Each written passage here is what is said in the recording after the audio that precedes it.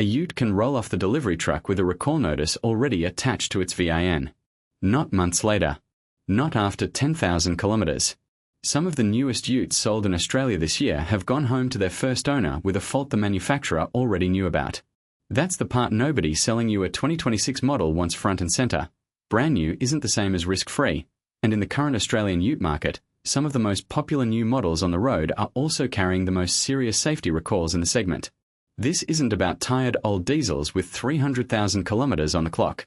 This is about Utes still under new car warranty, still on dealer floors right now, with defects ranging from annoying to genuinely dangerous.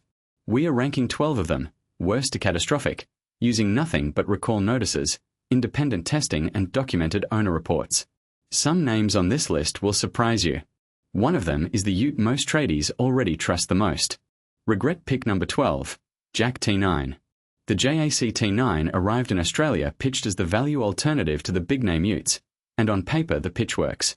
Where it falls down is quality control on the drivetrain electronics.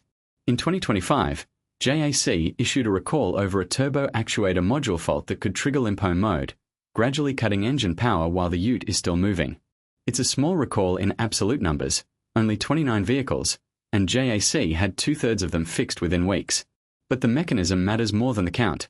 A turbo actuator failing this early in a vehicle's life points to a supplier quality problem, not driver misuse. If you're tempted by T9 pricing, ask the dealer directly whether your specific VIN was on that recall list, and get it in writing. Regret pick number 11, LDV T60 Terra 9. LDV's T60 and newer Terra 9 have built a following on sheer value for tradies watching every dollar. The trade-off owners keep reporting is body corrosion appearing well before it should. Serious enough that LDV Australia now has a dedicated support process assessing cases individually to determine if it's a manufacturing defect. There's also a long-running pattern of owners describing vague or delayed shifts from the rotary 4WD selector, a known quirk across several body-on-frame Utes but one LDV hasn't fully engineered out. None of this is catastrophic on its own. But corrosion assessed case by case, rather than covered by a blanket recall, means the burden of proof sits with the owner, not the manufacturer. Regret pick number 10, Volkswagen Amarok. The current Amarok shares its chassis and drivetrain with the Ford Ranger, which sounds like a reassurance right up until you realize it also means shared defects. In 2025, Volkswagen recalled 646 Amaroks for the same electromechanical brake servo software fault that hit Ranger, where the unit can switch off and quietly increase stopping distance. A separate recall covered 716 Amaroks for a driver's seatbelt that may have been anchored incorrectly at the factory. Individually, these are modest-sized recalls. Together, they show that badge engineering a European nameplate onto an Australian-designed platform doesn't buy you an extra layer of quality control. It just adds another logo to the same recall notice. Regret pick number 9, Mazda BT50. The BT50 is mechanically twinned with the Isuzu D-Max, and that shared engineering cuts both ways.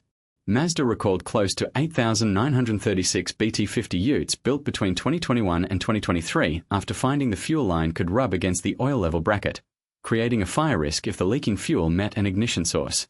A separate, smaller recall covered 1,703 examples where a software fault in the body control module meant parking lamps and the number plate light could fail to illuminate below 10 km per hour, a genuine hazard in low-light tradie hours. Neither issue makes headlines like a stalling engine, but a dark rear plate at a worksite gate at 5 a.m. is the kind of thing that gets Utes rear-ended. Regret pick number 8, BYD Shark 6. The Shark 6 is arguably the most talked about new Ute in Australia, and the plug-in hybrid tech genuinely delivers on the tow and commute promise. The regret is what happens after delivery day. Reporting from the Australian Financial Review has detailed long wait times for spare parts and servicing staff still coming up to speed on the platform. Growing pains BYD itself has acknowledged. Separately, more than 1,200 BYD customers nationally, including Shark 6 buyers, were sold vehicles logged as 2026 build when they were actually built in 2025. An administrative error BYD is now refunding in full. Owners have also flagged an overly sensitive driver monitoring system that flags fatigue for yawning or wearing certain sunglasses. None of it touches the drivetrain. All of it touches your patience. Regret pick number 7, Kia Tasman. Kia built the Tasman specifically for Australian conditions and marketed it as the most Australian vehicle the brand has ever engineered. Less than a year after launch, it was swept into an 11,567 vehicle, 9 model Kia recall over a software fault that can blank the instrument cluster mid-drive, taking the speedometer and warning lights with it. Independent testing has also shown the rear bump stops working hard under a heavily loaded tow hitch, raising real doubts about whether the advertised 3,500 kilograms towing figure holds up the way the brochure implies. For a ute whose entire pitch was towing credibility, that's not a footnote, it's a direct hit to the reason people were buying it. Regret pick number 6, Toyota Hilux. The 9th generation Hilux only started reaching Australian driveways in November 2025, wearing Toyota's reputation for bulletproof reliability like armor. That armor cracked fast. In early 2026, Toyota recalled 13,390 new Hilux utes fitted with the genuine bull bar or nudge bar accessory, after finding the wiring harness earth connection for the electric power steering could be installed incorrectly. If it fails, steering assistance can cut out instantly and without warning, at any speed. Toyota has confirmed at least one real-world case where a driver experienced the fault and presented safely to a dealer. It's a fitment-related recall rather than a core engineering flaw, but it lands on the one nameplate buyers assumed was immune to this kind of surprise. Regret pick number 5, Mitsubishi Triton. The current generation Triton was re-engineered with Australian-specific suspension tuning, and most owners genuinely rate the result. The recurring complaint sits deeper, in the shared 4N15 diesel engine family also used in the Pajero Sport. Frequent DPF regeneration cycles can allow unburned fuel to dilute the engine oil, and mechanics report this pattern showing up as injector and fuel pump wear well before it should. Owners on Mitsubishi forums have also flagged software glitches in the infotainment and gauge cluster on early builds, plus noticeable rear suspension sag under a fully loaded tow ball. It's not a headline recall. It's the kind of slow burn engine where that shows up on a logbook service report a few years in, right when resale value matters most. Regret pick number 4, GWM Canon Alpha. The Canon Alpha has genuinely impressed reviewers, picking up Local Choice Award recognition for its power and off-road capability. It's also been recalled twice in the 2 years since its Australian launch. First, 2,458 units built between 2023 and 2025 for an electronic power steering wiring harness that could contact the driveshaft, risking a total loss of power steering or an unexpected engine shutdown while driving. Then, separately, 1,445 examples of the 2025 PHEV for a high-voltage wiring fault that can reduce torque and affect hybrid cooling performance. 2 safety-critical electrical recalls inside 2 years on a vehicle running increasingly complex hybrid systems is a pattern worth watching, not a coincidence worth dismissing.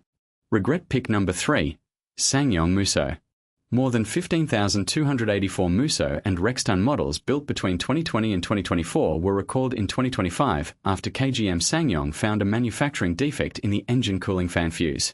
Under certain driving conditions, the fuse can fail, letting the engine overheat and suddenly lose power on the move. Exactly the kind of failure you don't want happening mid-overtake on a rural highway with a loaded trailer behind you. The scale here is what pushes it up the list. 15,284 vehicles is a huge slice of Musso's total local footprint, meaning a meaningful share of every Musso sold new in recent years has been sitting on a known overheating risk until the fuse gets replaced. Regret pick number 2, Isuzu D-Max. The D-Max has a well-earned reputation as one of the more dependable utes on Australian roads, which makes this recall harder to shrug off.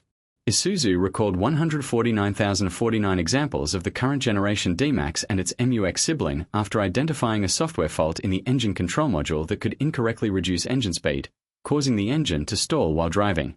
A separate recall covered 36,966 D-Max utes built between 2020 and 2023 for a fuel delivery hose that could rub against the oil level bracket and leak, with a genuine fire risk if it met an ignition source. Isuzu says only a small number of cases have actually occurred, and both recalls were issued as a precaution. But 149,049 vehicles is nearly half a decade of D-Max production, which means the fault sat undetected in the software for a very long time before anyone caught it. Regret pick number 1, Ford Ranger. The Ranger has been Australia's best-selling vehicle 3 years running, with 56,555 sold in 2025 alone, which is exactly why this one earns the top spot. Ford confirmed that the 3.0-litre V6 Lion engine, fitted to the top-selling Ranger and Everest variants since 2022, has had a leaking turbocharger oil return line built in from day one. It took Ford until October 2025 to properly identify a fix, and until early 2026 to get a redesigned part into dealers, meaning the vast majority of V6 Rangers sold in Australia carried this defect for years before a real solution existed. That's on top of a separate 13,490 vehicle recall for a camshaft sprocket that could fracture and stall the engine without warning, plus multiple further 2025 recalls covering brakes, transmission software, and airbags on the same model line. No other ute on this list combines that scale of sales with that length of unresolved engineering defect. When the country's most trusted, most bought ute has the longest-running unresolved fault of them all, that's not bad luck, that's catastrophic by definition. Line all 12 up and a pattern falls out that has nothing to do with country of origin or price point. The utes causing the most serious problems in 2026 aren't the cheap Chinese newcomers everyone assumes are the risky buy. They're the volume sellers, the ones built fastest to meet demand that outpaced quality control, chasing towing numbers and hybrid tech before the electronics were fully proven. Buying brand new doesn't buy you out of that risk. It just means you're the one finding the fault in real time instead of reading about it secondhand. Before you sign anything, check the VIN against the vehicle recalls. Gov.au register yourself, don't take the dealer's word for it, and ask specifically what's been fixed versus what's simply been acknowledged. The utes that regret-proof themselves aren't the ones with the flashiest launch. They're the ones where the manufacturer already closed out every open recall before you drove it home.